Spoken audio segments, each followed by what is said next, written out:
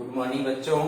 आज class 11 UP board. कल हम लोग पढ़ रहे थे काव्य में पहला चैप्टर। कल हम लोग काव्य में पहला चैप्टर पढ़े थे कबीरदास। क्या पढ़े थे? कबीरदास साखी। इसमें कल हम लोगों ने 10 दोहे पढ़े थे। आज उससे आगे पढ़ेंगे 10 दोहे आगे। आज 11 से देखिए 11।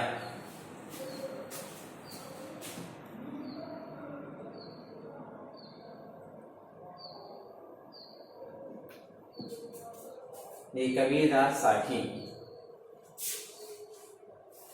कल 10 दोहे हम लोगों ने पढ़े थे। आगे देखिए 11 है।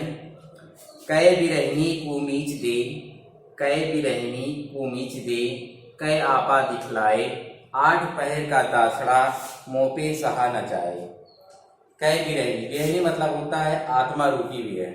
यहाँ बिरहिनी मतलब होता है व्याकुलता, विरहिणी जो किसी के वियोग में व्याकुल हो। लेकिन यहाँ किसके लिए कहा जा रहा है? आत्मा रूपी। आत्मा को यहाँ क्या कहा जा रहा है? विरहिणी के समान है। कै बिरहिनी कुमीच, नीच मतलब होता है मृत्यु, नीच मतलब मृत्यु। आपा मतलब आत्मस्वरूप, आत्मस्वरूप। दक्षिणा मतलब जलना, दक्षिणा माने क्या होता है? जलना। दक्षिणा मतलब जलना। देखिए आगे। कै बिरहिनी कुमीच दे, कै आपा दिखलाए, 8 पहर का दासड़ा मोपे सहा ना जाए। कबीरदास जी कहते हैं, हे परमात्मा रूपी प्रीतम, हे परमात्मा रूपी प्रियतम, या तो इस आत्मा रूपी विरहिणी का, या तो इस आत्मा रूपी विरहिणी का। क्या कह रहे हैं कबीरदास जी? कह रहे हैं परमात्मा रूपी प्रियतम से कह रहे हैं, हे परमात्मा रूपी प्रियतम, इस आत्मा रूपी विरहिणी का, या तो इस आत्मा रूपी विरहिणी को या मृत्यु प्रदान करो या अपना स्वरूप प्रदर्शित करो। अर्थात कहने मतलब या तो मुझे मृत्यु दे दो या तो मुझे अपने दर्शन दे दो। इस आत्मा रूपी विरहिणी कह रही है। देख, कै विरहिनी उमीज दे, कै आपा दिखलाए। विरहिणी, आत्मा रूपी विरहिणी ईश्वर से परमात्मा से प्रार्थना कर रही है और कहती है कि हे परमात्मा रूपी, तुम मुझे मृत्यु दे दो या अपने आभा अर्थात अपने दर्शन दिखा दो, अपना स्वरूप प्रदर्शित करो। 8 पहर का दासड़ा मोपे सहा न जाए। ये 8 पहर क्या करें? अर्थात ये 8 पहर अर्थात रात दिन विरह में, ये 8 पहर अर्थात रात दिन विरह में जलना अब मुझसे सहा नहीं जाता है, अब मुझसे सहा नहीं जाता है। क्या कह रहे हैं कबीरदास जी? फिर से एक बार देखिए, रिपीट करिए। क्या कह रहे हैं? कै बिरहिनी कुमीच दे, कै बिरहिनी कुमीच दे, कै आपा दिखलाई, 8 पहर का दासड़ा मुंह पे सहा न जाए। कै बिरहिनी कुमीच दे, कै आपा दिखलाए। कबीरदास जी कहते हैं, हे परमात्मा रूपी, हे परमात्मा रूपी ईश्वर, हे परमात्मा रूपी ईश्वर या प्रियतम, इस आत्मा रूपी को, इस आत्मा रूपी विरहिणी को तुम दर्शन दो या मृत्यु दे दो, क्योंकि अब मुझसे अर्थात आत्मा रूपी विरहिणी को अब 8 पहर अर्थात रात दिन जलना अब सहा, विरह में जलना अब सहा नहीं जाता है। देखिए आगे। कबीर रेख सिंदूर की काजल दिया न जाए, नैनू रमैया रमी रहा दूजा कहाँ समाई। सिंदूर मतलब सिंदूर जो महिलाएं लगाती हैं, रमैया मतलब ईश्वर, रमैया ईश्वर। कबीरदास जी क्या करें? कहते हैं कि स्पष्ट करते हुए कबीरदास जी कहते हैं कि मैंने सौभाग्यशाली नारियों की तरह अपनी मांग में सिंदूर रेखा लगा ली है। क्या कह रहे हैं कि कबीर रेखा सिंदूर काजल दिया न जाए। कह रहे हैं मैंने भी, क्या कह रहे हैं कबीरदास जी? कहते हैं कि मैंने अपनी सौभाग्यशाली नारियों की तरह अर्थात विवाहित नारियों की तरह अपनी मांग में सिंदूर की रेखा लगा ली है, यह मेरे प्रेम का रंग है, यह मेरे प्रेम का रंग है और मेरे सौभाग्य की सूचक है, मेरे सौभाग्य की सूचक। अब लाल रंग अर्थात स्वीकार कर लेने के बाद काजल सांसारिक आसक्ति या वासनाओं को अपनाना मेरे लिए संभव नहीं है। अर्थात कहने मतलब ये, कबीर रेख सिंदूर की काजल दिया न जाए, नैनो रमैया राम रहा दूजा कहाँ समाई। कबीरदास जी क्या कह रहे हैं? कह रहे हैं जिस प्रकार सौभाग्यशाली महिलाएं एक बार अपनी मांग में सिंदूर की रेखा डाल लेती हैं, एक बार कहें मतलब एक बार महिलाएं सिंदूर लगा लेती हैं तो उसमें काजल नहीं लगाया जा सकता। उसी प्रकार आत्मा रूपी विरही है, नैनो रमैया रमी रहा, जो नैनो रमई जिसकी नैना अर्थात जिसकी आंखें राम में रम गई हैं, जिसकी आंखें राम अर्थात अपने प्रियतम में रम रही हैं, अब दूजा उसमें अर्थात दूसरा उसमें कोई समाने वाला नहीं है। जिस प्रकार सिंदूर के मांग में काजल नहीं लगाया जा सकता है, उसी प्रकार एक बार जो प्रियतम बस गए हैं अब उसमें दूसरा कोई समा नहीं सकता, अर्थात दूसरे के लिए कोई स्थान नहीं है। कह रहे हैं कि हर स्थल पर रमने वाले परम प्रिय राम मेरे नेत्रों में एकदम से रम गए हैं, अतः इन नेत्रों में किसी अन्य वस्तुओं का कोई स्थान नहीं है। देखिए आगे नेक्स्ट, सायर नहीं सीप बिन स्वाति बूंद भी नाही, कबीर मोती निपजय सुनि स्थिर गढ़माई। सायर मतलब सागर, सायर मतलब सागर, निपजय मतलब उत्पन्न होना, निपजय मतलब उत्पन्न होना, और क्या दिया है? शून्य शिखर, शून्य शिखर मतलब शून्य शिखर, शून्य शिखर अर्थात नाड़ी के ऊपर स्थित ब्रह्मांड। शून्य शिखर, शून्य शिखर मतलब शून्य शिखर,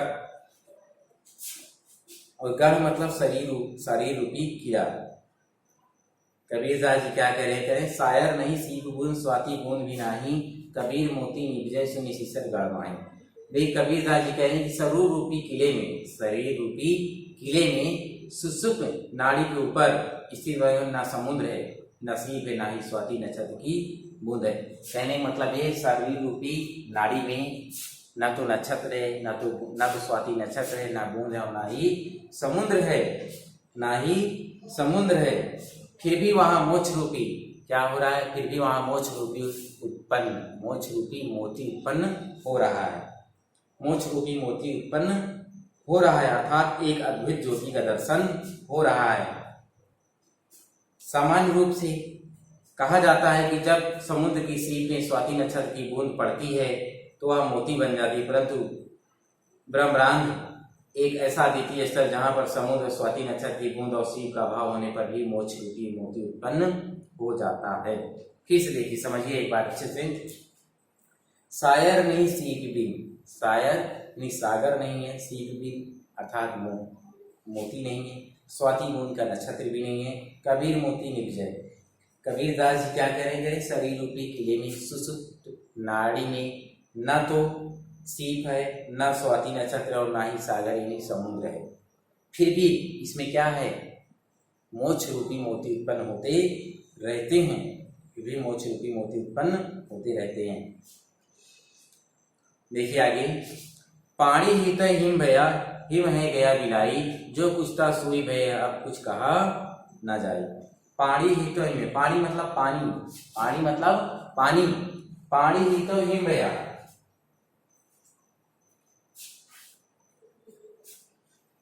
पानी ही तो हिम भया, हिम है गया बिलाई, जो कुछ था सोई भया अब कुछ कहा न रही। कबीरदास जी कहते हैं पानी, पानी मतलब पानी, हिम मतलब बर्फ, बिलाई मतलब खो जाना। क्या कह रहे हैं कि कबीर कहते हैं कि पानी जमकर बर्फ बन गया, पानी जमकर बर्फ बन जाता है, फिर वही बर्फ पुनः पिघलकर पानी बन जाता है। यानी पानी तो हिम है बिलाई, पानी जमकर बर्फ बन जाता है और वही बर्फ पिघल कर फिर से पुनः पानी में मिला जाता है, अर्थात खो जाता है, इस विलीन हो जाता है। इस प्रकार पानी का जो रूप पहले था, इस प्रकार पानी का जो रूप पहले था फिर उसी प्रकार हो जाता है, पुनः हो जाता है। अब उसके विषय में कुछ कहा नहीं, कह रहा है इसके विषय में हम क्या कहें? कबीरदास जी क्या कहें कि इसके विषय में कुछ कहा नहीं जा रहा है। कह रहे जो कुछ था सो गया, यानी जो पहले था फिर से उसी तरह हो गया, अब इसके बारे में कुछ कहा नहीं जा सकता है। इसी प्रकार जगत की उत्पत्ति, स्थिति और प्रलय में नाम मात्र का ही अंतर है। इसी प्रकार संसार की उत्पत्ति कैसे हुई, इसका नाम कैसे हुआ और इसका प्रलय कब होगा, इसमें भी कह रहे नाम मात्र का ही अंतर है। वस्तुतः तीनों का मूल तर्क एक ही है, वस्तुतः तीनों का मूल एक ही है, मोक्ष की प्राप्ति। क्या है? मोक्ष की प्राप्ति, यही स्थिति है। आत्मा परमात्मा की एकरूपता है। कहने का मतलब ये है कि आत्मा परमात्मा का ही अंश है। कहने का मतलब ये है कि आत्मा परमात्मा का ही अंश है। एक न एक दिन ये आत्मा फिर जाके परमात्मा में विलीन हो जाएगी अर्थात मिला जाती है। जैसे पानी क्या था, पानी ही तो हिम भया, हिम है गया पिलाई, जो कुछ था सोई भया, अब कुछ कहा ना जाई। पानी ही तो हिम भया, पानी ही तो हिम भया, हिम है गया बिलाई, जो कुछ था सो भया, अब कुछ कहा न जाए। क्या कह रहे हैं कबीरदास जी? कह रहे हैं कि जिस प्रकार पानी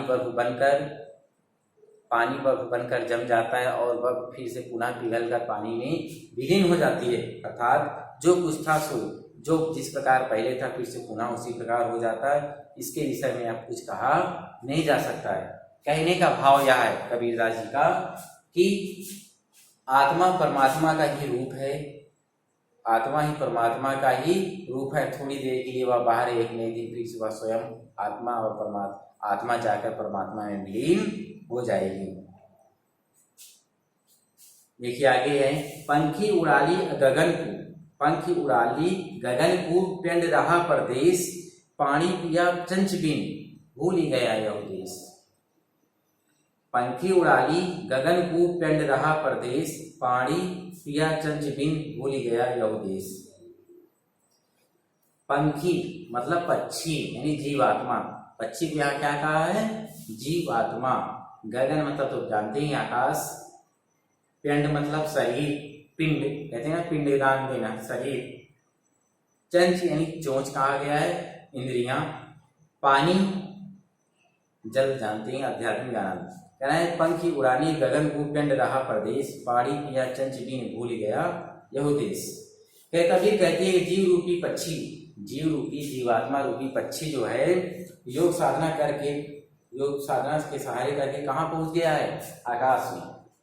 आज कहने मतलब ये, जिस प्रकार पक्षी आकाश में पहुंच जाता है उसी प्रकार जीवात्मा जो है वो कहाँ पहुंच गई है? परमात्मा के पास।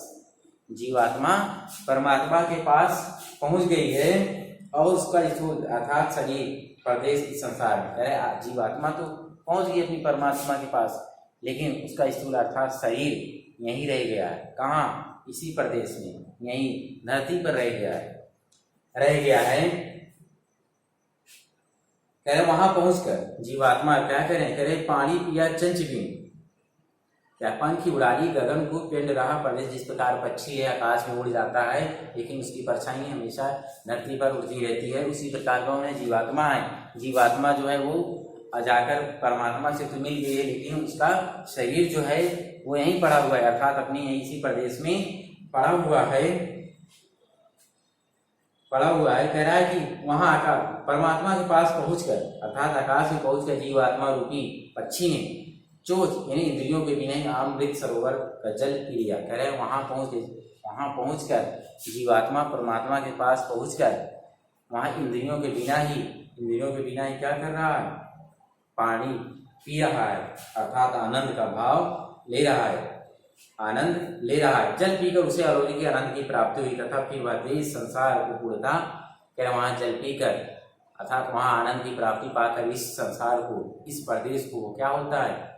भूल जाता है, एकदम से भूल जाता है। कहने का भाव यह है कि अलौकिक आनंद की प्राप्ति होने के बाद जीवात्मा सांसारिक मोह और माया को त्याग देती है, अर्थात जीवात्मा जब परमात्मा में विलीन हो जाती है उसे सांसारिक मोह माया को लेना देना नहीं रहता है, उसे सच्चे आनंद की प्राप्ति वहीं हो जाती है।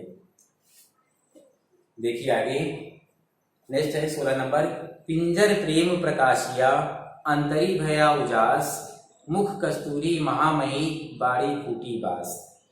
पिंजर प्रेम प्रकाशिया, अंतरी भया उजास, मुख कस्तूरी महामही, बाड़ी फूटी बास। पिंजर मतलब शरीर, पिंजर मतलब शरीर। अंतरी मतलब अंतर यानी हृदय। महमही मतलब सुगंध आने वाली, महमही महकना, महमही यानी महकना यानी सुगंध आने वाली। ये क्या कहेंगे, पिंजर प्रेम प्रकाशिया अंतरी भया उजास, मुख्य कस्तूरी महमही बाड़ी फूटी बास। कबीरदास जी कहते हैं कि ईश्वर का साक्षात्कार होने पर, कबीरदास जी क्या कह रहे हैं, पिंजर प्रेम प्रकाश क्या कहते हैं कि ईश्वर का साक्षात्कार होने अर्थात ईश्वर के मिलने पर जीवात्मा के मुख से निकलने वाला प्रत्येक शब्द प्रेम के रस से भरा होता है। प्रेम के रस से अंतरी भया उजास, प्रेम के रस से भरा हुआ होता है। कबीरदास जी क्या कहते हैं, प्रेम के रस से भरा हुआ होता है अर्थात आत्मा को आनंदित करने वाला होता है। देखिए क्या कहते हैं, पिंजर प्रेम प्रकाशिया अंतरी भया उजास, मुख कस्तूरी महमही बाड़ी फूटीबास।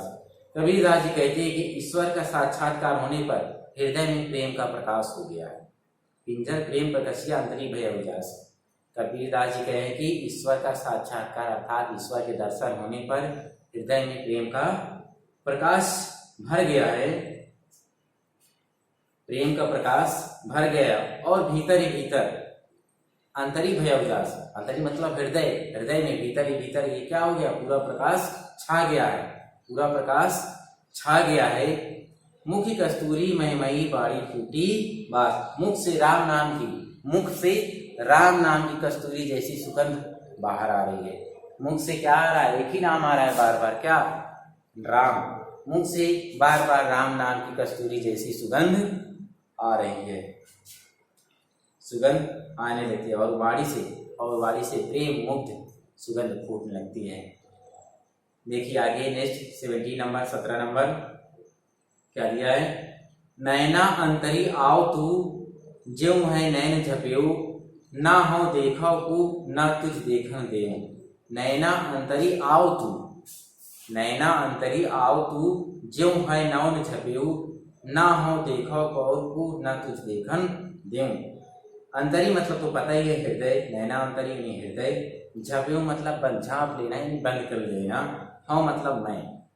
क्या कह रहे हैं कबीरदास जी, कबीरदास जी कहते हैं कि हे परमात्मा, कहते हैं हे परमात्मा, ज्यों मैं अपने नेत्र बंद कर लूं। क्या कहें, जैसे ही मैं अपने नेत्र बंद करूं, कबीरदास जी क्या कहते हैं कि जैसे ही मैं अपने नेत्र यानी अपनी आंखों को बंद करूं, तू मेरे नेत्रों के अंदर शीघ्रता से आकर बैठ जा। कबीरदास जी क्या कहते हैं, हे परमात्मा, जैसे ही मैं अपनी आंखों को बंद करूं, तू शीघ्रता से जल्दी से आकर मेरी आंखों में बैठ जा, बैठ जा। ना हो देखा और को ना तुझ देखन देऊं, तुझे अपने नेत्रों में बंद कर लूं। क्या करें, तुम शीघ्रता से मेरी आंखों में आकर बैठ जा, बैठ जा, तुझे अपने नेत्रों में बंद कर लूं और मैं किसी और को मैं तुम्हें देखने ना दूं। अर्थात तुम्हें अपनी आंखों में बंद कर लूंगा तो तुम्हें कोई और देखने नहीं पाएगा, देखने नहीं पाएगा, ना ही तुझे किसी और को देगा और ना ही तू, अर्थात हे परमात्मा, ना तो तुम्हें कोई देखेगा और ना ही तुम किसी और को देख पाओगे। अभिप्राय यह है कि दोनों एक दूसरे के प्रति अनन्य भाव है, अर्थात दोनों जीवात्मा का परमात्मा के प्रति इतना अनन्य भाव है कि वो उसको जीवात्मा परमात्मा से क्या कहती है कि तू आके मेरी आंखों में, जैसे ही मैं अपनी आंखें बंद करूं, तू जल्दी से आके उसमें बैठ जा, तू जल्दी से उसमें आके बैठ जा, ना तो तू किसी और को देखना, ना ही तुझे कोई और देख सके। अर्थात इन दोनों में बहुत प्रेम भाव प्रकट होता है। देखिए नेक्स्ट 80 नंबर, नेक्स्ट है कबीर हरि रस यों पिया बाकी रही न थाकी, पाका कलश कुम्हार का बहुरी न चाहे चाकी। कबीर हरि रस यों पिया बाकी रही न थाकी।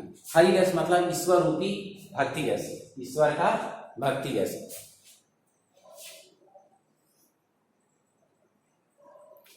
कबीर क्या कहते हैं, कह रहे हैं कि कबीर हरि रस यों पिया, कबीर हरि रस यों पिया बाकी रही न थाकी, पाका कलश कुम्हार का बहुरी न चढ़े चाकी।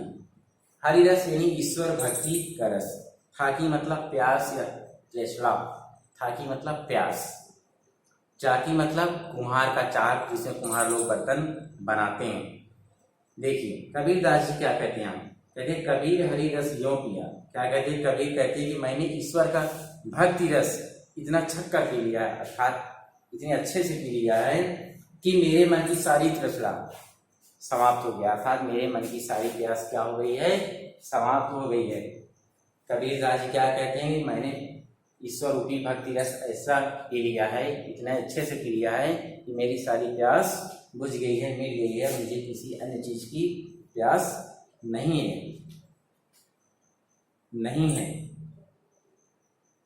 देखिए आगे, पाका कलश कुम्हार का बहुरी न चढ़े। क्या कह रहे हैं कि जिस प्रकार कुम्हार का घड़ा जब पक जाता है, जिस प्रकार कुम्हार का घड़ा पक जाता है तो फिर उसे वह चाक पर चढ़ाने की आवश्यकता नहीं होती है, उसे फिर चाक पर चढ़ाने की आवश्यकता नहीं होती है। ठीक उसी प्रकार मेरे मन में अब कोई संसारिक लालसा या इच्छा नहीं। देखिए फिर से समझ लीजिए एक बार, कबीरदास जी क्या कहते हैं, कबीरदास जी कह रहे हैं कि ईश्वर भक्ति रूपी रस को मैंने इतनी अच्छी तरह से पी लिया है कि मेरी सारी प्यास बुझ गई, मुझे अब किसी और वस्तु की कोई प्यास या तृष्णा या इच्छा या अभिलाषा नहीं है। जिस प्रकार कुम्हार पके हुए घड़े को दोबारा चाक पर नहीं चढ़ाता है, उसी प्रकार मेरे मन में अब कोई सांसारिक लालसा या इच्छा अब कोई बची नहीं है, अर्थात मेरा भी हृदय अब क्या हो गया है, समझ लीजिए पके हुए घड़े के समान हो गया है। देखिए नेक्स्ट 19, हेरत हे सखी रहा कबीर हिराए, बूंद समानी समझ में तो शोकत हेरी जाई। हेरत हे सखी रहा कबीर हिराई, बूंद समानी समझ में शोकत हेरी जाई। हेरत मतलब खोजते खोजते, हेरत माने खोजते खोजते, हिराई मतलब खो गया, हिराई माने खो गया, समानी मतलब लीन हो गई, समझ मतलब समुद्र, और कत माने कैसे, हेरी जाई मतलब खोजी गई। हेरत देखिए क्या करें, कबीरदास का हेरत हे सखी रहा कबीर हिराई, बूंद समानी समझ में शोकत हेरी जाई। हे जीवात्मा, क्या कह रहे हैं कबीरदास जी, क्या कह रहे हैं कि परमात्मा को खोजते खोजते मैं स्वयं क्या हो गया, परमात्मा में खो गया हूँ। क्या हो रहे हैं, हेरत हे सखी रहा कबीर हिराई। क्या कह रहे हैं कि कबीरदास जी क्या कह रहे हैं कि जीवात्मा परमात्मा को खोजते खोजते परमात्मा में इतना खुद खो गई, क्या हो गई, खुद खो गई। ये क्या कह रहे हैं, जीवात्मा परमात्मा को खोजते खोजते कहती है मैं स्वयं परमात्मा में, अर्थात परमात्मा का ध्यान करते करते मैं स्वयं परमात्मा में एकदम लीन हो गया, अर्थात मैं स्वयं समाप्त हो गया हूँ, मेरा तो अस्तित्व ही एकदम मिट गया है। ये उदाहरण के द्वारा स्पष्ट करते हुए कबीर कहते हैं जो बूंद समुद्र में, जिस प्रकार एक उदाहरण देते हैं कबीरदास जी, क्या करेगा, बूंद समानी समझ में जो सकते हैं, जिस प्रकार एक बूंद समुद्र में समा जाती है और फिर उसे हिरा जाती है अर्थात खो जाती है, उसको ढूंढना मुश्किल होता है, उसी प्रकार कौन है, जीवात्मा है। जब जीवात्मा परमात्मा को खोजते खोजते खोजते खोजते एकदम से उसमें लीन हो जाती है तो उसे भी ढूंढना बहुत मुश्किल होता है, बहुत मुश्किल होता है, और जीवात्मा जो होती है उसका अस्तित्व एकदम से मिट जाता है, फिर वह परमात्मा में लीन रहती है, अर्थात जीवात्मा का पृथक यानी अलग कोई अस्तित्व नहीं रह जाता है। देखिए आगे 20, कबीर यहो घर प्रेम का खाला, और कबीर यहो घर प्रेम का खाला का घर नाही। कबीरदास क्या करें, कबीर यहो घर प्रेम का खाला, प्रेम का खाला का घर नाही, शीश उतारे हाथ करी सो बैठे घर माई। कबीर क्या कह रहे हैं, कह रहे हैं खाला मतलब मौसी, खाला मतलब जानते ही आप लोग, मौसी, खाला का घर यानी जहाँ पर अधिकार के साथ जाए, यानी जब मन चाहे तब चले आओ, कहते हैं ना खाला जी का घर बनाया हो, जब मन आए तब चले आओ, ये जहाँ आप हमें कोई रोक टोक ना हो। बैठे मतलब घुसे, बैठने मतलब घुसना। कबीरदास जी क्या करें, यह घर तो प्रेम का है, यह घर तो प्रेम का है, मौसी करेंगे, क्या करें, कबीर यह घर प्रेम का, कबीरदास जी क्या करें, यह घर प्रेम का है, मौसी का घर नहीं है कि जब मन में आए और तब चले आए, कोई मौसी का घर नहीं है कि जब मन में आया और जा चले आए। इसमें जाने के लिए व्यक्ति को क्या करना पड़ता है? शीश उतारे हाथ ही करे। इसमें व्यक्ति को अपना सिर काट कर हाथों में रखना पड़ता है। सो पैठी घर माई, तब जाकर कहीं घर के अंदर प्रवेश मिलता है, तब जाकर कहीं घर के अंदर प्रवेश मिल पाता है। अर्थात जब साधक अपने अहम भाव, अर्थात कहीं मतलब ये कि जब साधक अर्थात मनुष्य अपने अहम अर्थात अपने अहंकारों को त्याग देता है, अपने घमंड को त्याग देता है, तब जाकर उसे कहीं ईश्वर की प्राप्ति होती है। देखिए नेक्स्ट है लास्ट दोहा 21। जब मैं था तब हरि नहीं, अब हरि है मैं नाही, सब अंधियारा मिट गया जब दीपक देखा माही।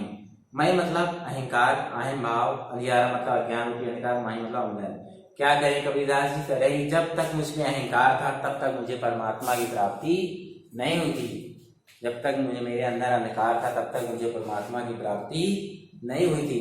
अहंकार के समाप्त होते ही मुझे परमात्मा की प्राप्ति हो गई। अर्थात क्या करें कबीरदास कह रहे हैं, जब तक मेरे अंदर अहंकार था, अंधकार था, तब तक मुझे परमात्मा की प्राप्ति नहीं हुई थी। लेकिन ये सब परमात्मा, अहंकार और अंधकार मिटते ही मुझे परमात्मा की प्राप्ति हो गई है।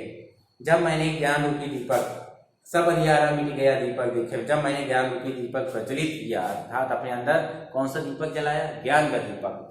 जब मैंने अपने अंदर ज्ञान का दीपक प्रज्वलित किया, जलाया, तो मेरे अंदर उपस्थित सारा अंधकार स्वतः अपने आप ही मिट गया, दूर हो गया। अर्थात मेरे अंदर का जब अहंकार दूर हो गया तो ईश्वर की प्राप्ति स्वतः अपने आप हो गई, मुझे परमात्मा के दर्शन हो गए।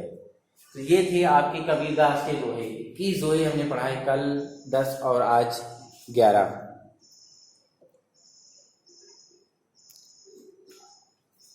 टोटल 21 दोहे पढ़ाए हैं। इन 21 दोहों में से पीछे आप लोग देख लीजिएगा, यहाँ अभ्यास प्रश्न दिया हुआ है, यहाँ पर जितने दोहे दिए हुए हैं इन दोहों का आपको सारे दोहों के क्वेश्चन आंसर नीचे दिए गए, उनके क्वेश्चन आंसर, और जिसमें कहा गया संदर्भ प्रसंग व्याख्या लिखिए, उसमें ये सब आपको कहने का मतलब ये है, जितनी भी इधर अभ्यास प्रश्न दिए गए हैं उनको आपको करने हैं।